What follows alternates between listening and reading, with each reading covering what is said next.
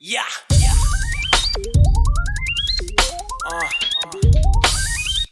Hey yo, man, it's your time. Man, fuck poverty. Get this money, man. What the fuck you gotta do, you know what I'm saying? I can tell you. What's up, everybody? Welcome to the Phil and Leroy, the Judgmental Podcast. What's up, everybody? This your boy Phil. And I'm Leroy. So we go on to Baton Rouge, Louisiana, where Jeremiah Taylor was arrested after he raped a 94-year-old woman in the driveway of her home on East Black Oak Drive. Here's the report. 94. From the WBRZ Investigative Unit tonight, new details in the brazen daytime rape of a grandmother in her 90s.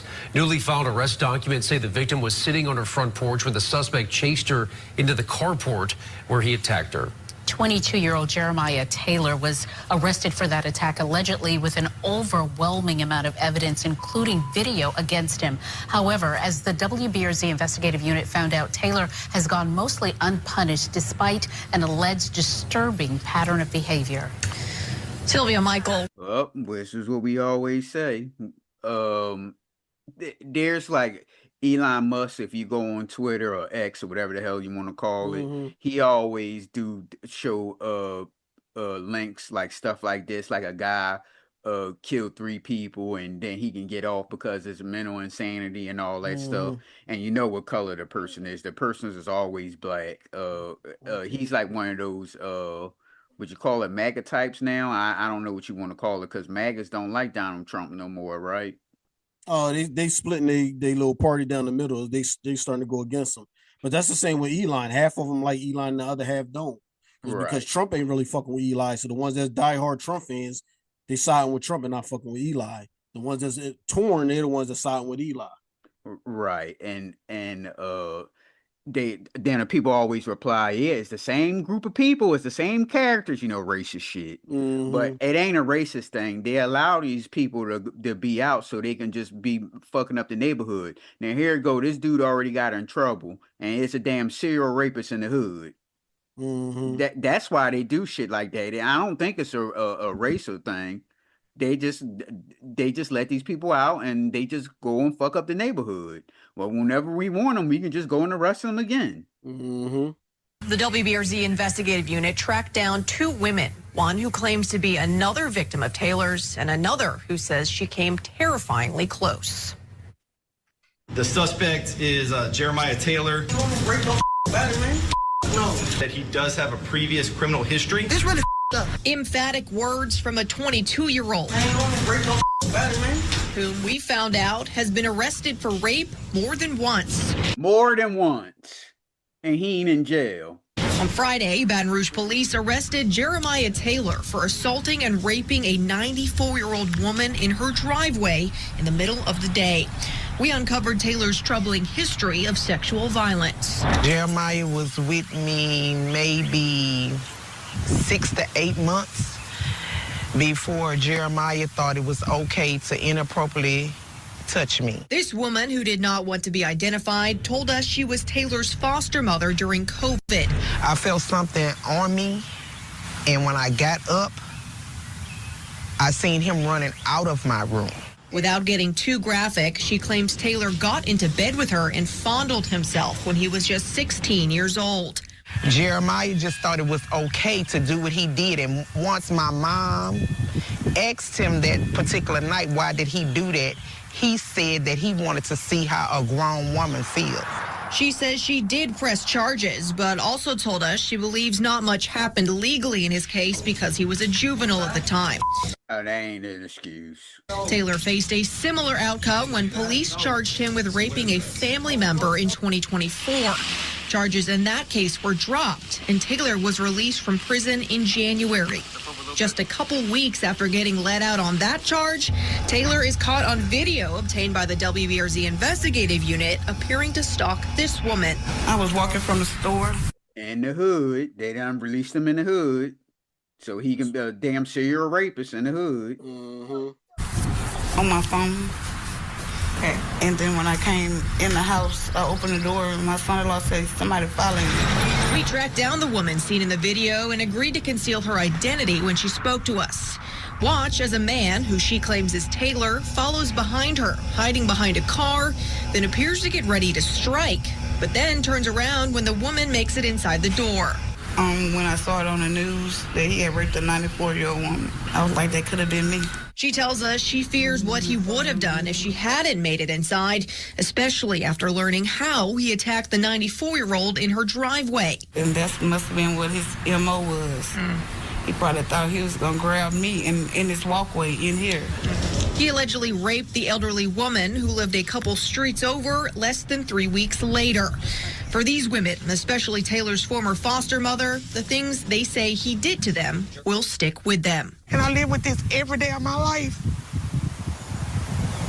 Depression, anxiety, and I have to live with it. District Attorney Hiller Moore sent a statement this afternoon addressing why the charges against Taylor for raping a family member were dropped. He says, quote, despite my office's attempts to contact the victim, we could not do so, not by lack of cooperation of the victim, but that our attempts to locate her were unsuccessful. Without the victim's testimony, we could not proceed to trial. That ain't no excuse. However, why there ain't no men in the neighborhood that just yoke him up and beat the shit out of him? Right. They just letting him terrorize all the women in the neighborhood. Ain't nobody doing a damn thing. That's crazy. Yep, and the damn, like they said, the 94-year-old woman was like the next block over and shit. So he just terrorizing the neighborhood, trying to sexually assault women. As he will now be seeking and they couldn't find the person that he raped. So they just going to drop all the charges. What type of shit is this? But you can find other people. Indictments for both rapes Taylor is accused of. For the investigative unit, Bess Casserly, WBRZ News 2. That's ridiculous. Yeah, somebody should have caught his ass and beat the shit out of him. So we going to the hospital.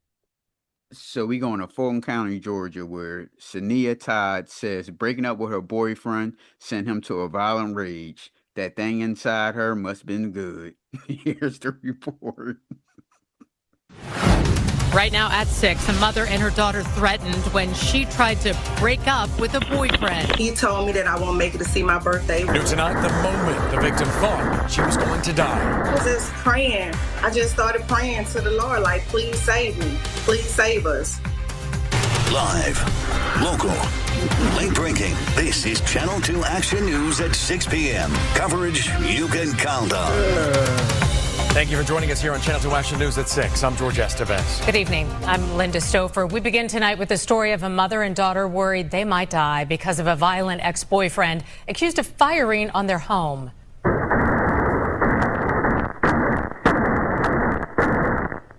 A Channel 2 Action News exclusive, a prosecutor says Ring doorbell camera captured a campaign of terror with an arson that gutted the mother's home.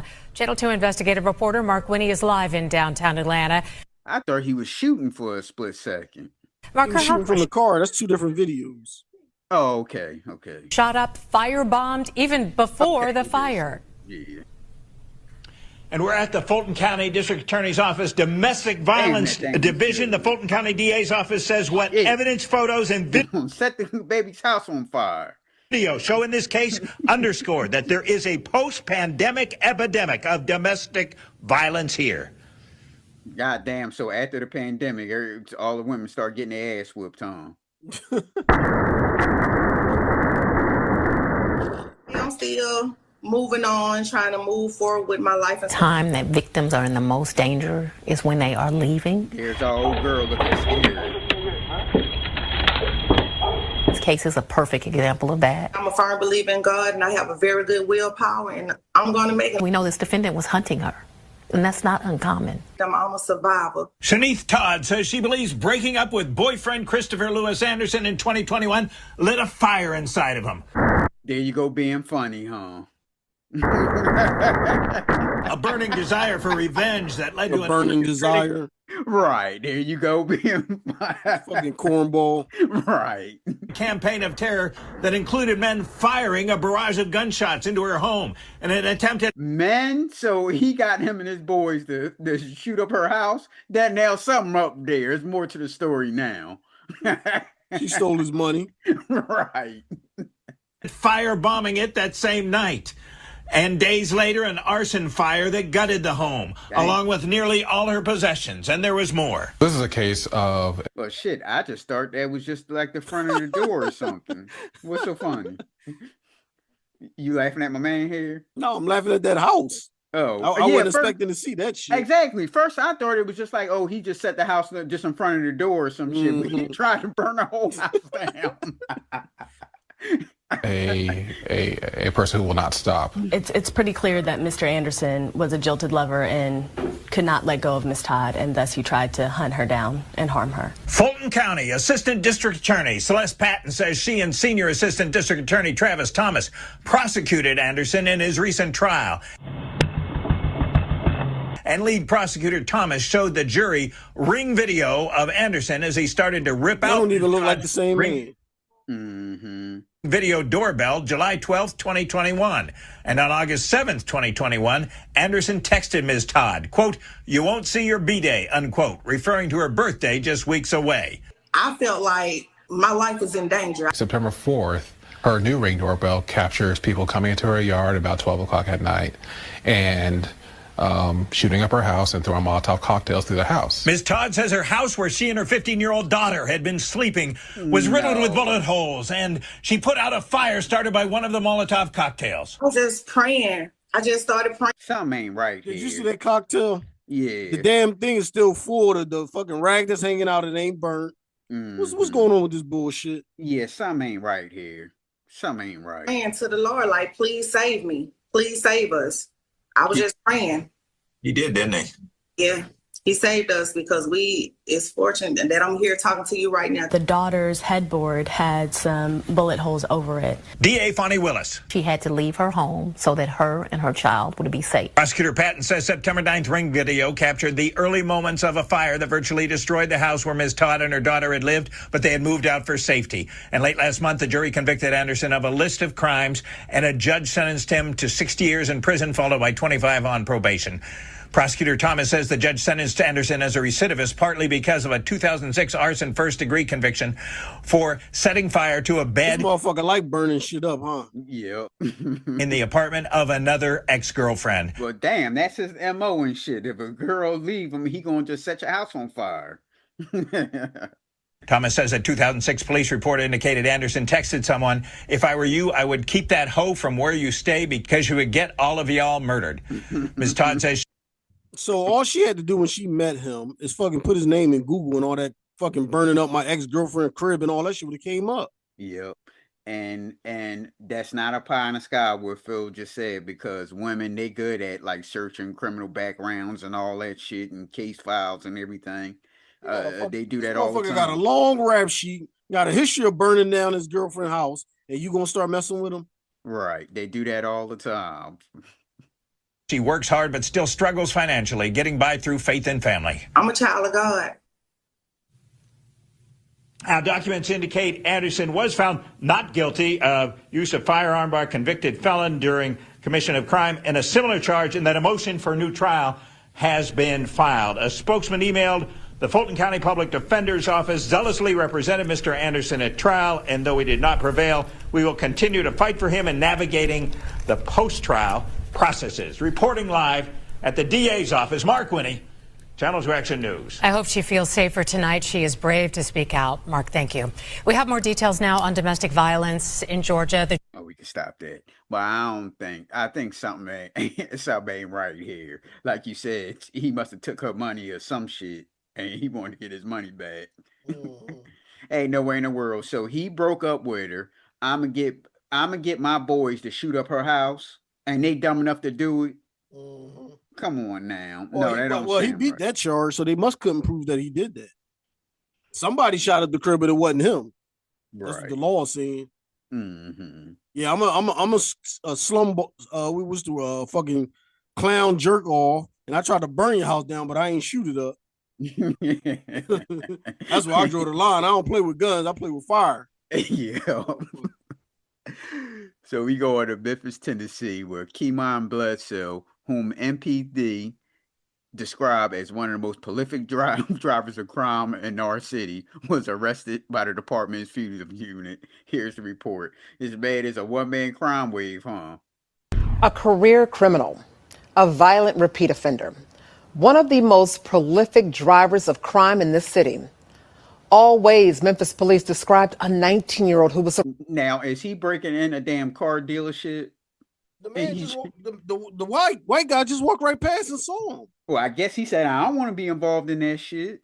Arrested yesterday. Fox 13 has learned Keymon Bledsoe's criminal history goes back years despite his young age. As we just said in the other report, they allowed him to get out while he could just be in the neighborhood terrorized. Fox 13's Choice Grant has the details. Bledsoe was arrested after a high-speed chase, but he has a long list of criminal history. A significant criminal history for this 19-year-old. Essentially, he has been convicted of 9 prior felonies, which under Tennessee law characterizes you as what's known as a career offender. To have that status as a 19-year-old is extremely alarming. 19-year-old Keymon Bledsoe is in custody again after leading Memphis police on a high-speed chase Wednesday. Bledsoe's adult criminal history dates back to 2023 when he stole a car. But police say his crimes kept going. They say the following summer he stole 3 cars within a month, including from a dealership. Video from one of those thefts shows him and another person breaking into 2 cars and flashing a weapon at employees at the dealership. His 9 felony convictions for car thefts, gun possession, and robbery, and more got him suspended sentences and 8 years probation. Prosecutors are working to revoke his suspended sentence on his previous crimes and send him to prison. MPD Investigative Counsel Forrest Edwards says Bledsoe was in custody for 4. My man said, "Oh no, I don't see shit." He probably saw that gun and said, "Fuck that." 416 days. Edwards says it took him 12 days of freedom to commit a new crime. Goodness. Now back. How do you have 9 felonies and still be out on the street? 9, not 1, but 9. Back in custody after being apprehended by the Memphis Police Department Fugitive Unit yesterday. So as a timeline of events, December 31st, he's arrested.